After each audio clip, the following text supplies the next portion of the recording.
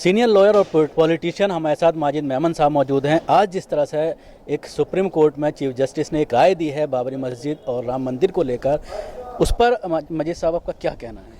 देखिए, ये एक मशवरे के तौर पर अदालत ने कहा है, क्योंकि मैं समझता हूँ कि सिर्फ ये हमारे चीफ जस्टिस साहब अकेले ही नहीं बल्कि मुल्क के लगभग सभी सेंसिबल लोगों का मानना है कि इस मामले को पुरअमन तरीके से मेज़ पर बैठकर सॉर्ट आउट किया जाए। ये आज की कोई नई बात नहीं है, हमारे चीफ जस्टिस ने ये बात आज कही है, लेकिन पिछले 24-25 सालों से जब से ये तनाज़ा खड़ा हुआ है बहुत कोशिशें की गई। इससे पहले 1993, 94, 95, मगर ये बदकिस्मती से इसमें कुछ हल नहीं निकल पाया, क्योंकि इसमें मुसलमानों के साथ कोई मुसलमान कोई रहम या भीख नहीं मांगता है। मुसलमान ये मानता है कि भाई कानूनी तौर पर और आईनी तौर पर जो उनके हुकूक हैं क्या उसका तहस्सुब कर सकता है सरकार या नहीं कर सकती है, और उनका अगर हक कहीं मारा गया है तो उसके बदले में हक तलाफ़ी का बदल कैसे होगा। इस मशवरे को आप किस तरह से देखते हैं? जिस तरह से उत्तर प्रदेश के जो इलेक्शन के रिजल्ट्स आए हैं उसके तनाजुर में आप किस तरह? नहीं, मुझे ऐसा लगता है कि इलेक्शन के रिजल्ट से इस सुप्रीम कोर्ट के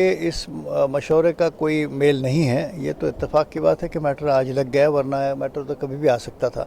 और ये सिर्फ मशवरा देने से मुझे लगता नहीं कि बात कोई आगे बढ़ेगी। अगले हफ्ते जब मैटर फिर आएगी तो बहुत मुमकिन है कि ये कहा जाएगा कि साहब आउट ऑफ कोर्ट ये सेटल करना ज़रा मुश्किल लगता है, तो अदालत अपना कानूनी का फैसला। इससे पहले भी इस तरह का बात आ चुकी है, लेकिन दोनों ही तरफ से कोई फैसला नहीं हो पाया, और उसके बाद जिस तरह से इलाहाबाद हाई कोर्ट का फैसला आया और उसके बाद सुप्रीम कोर्ट गए, तो क्या लगता है कि दोनों फरीक इसको मानेंगे? नहीं, बहुत मुश्किल है। देखिए, दोनों फरीक इसलिए नहीं मानेंगे कि फ़र्क बहुत ज़्यादा है। अगर एक शख्स ऐसा है कि करीब हो 19-20 तो आदमी कर लिया जाए, लेकिन एक कुछ कहेगा कि ये होना चाहिए और दूसरा कहेगा कि ये नहीं होना चाहिए, तो फिर बहुत मुश्किल होता है।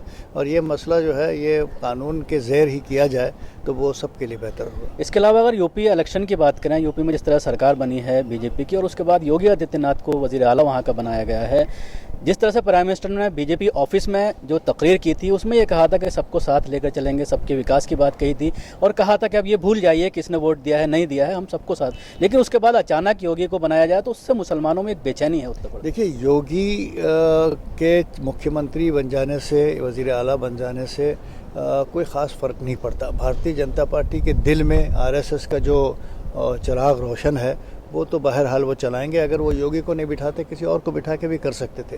तो योगी के हाथ में कोई ऐसी ख़ास ताकत नहीं है, मगर योगी जब एक वज़ीर आला की शपथ उन्होंने ले ली है तो मुझे लगता है कि उन्हें मौका दिया जाए कि देखें वो किस तरह काम करते हैं। मगर मैंने अपने तासुरात में फ़ौरन उनके शपथ ग्रहण के समारोह के बाद ये बात कही थी कि सबका साथ सबका विकास। मैं योगी जी की तवज्जो इन अल्फाज पर दिलवाना चाहता हूँ, ख़ास तौर पर सब का मतलब क्या होता है वो समझें आपके सब का मतलब क्या है, और साथ जो शब्द है उसका मतलब क्या है, और विकास जो शब्द है, ये तीन शब्द हैं इस एक जुमले में।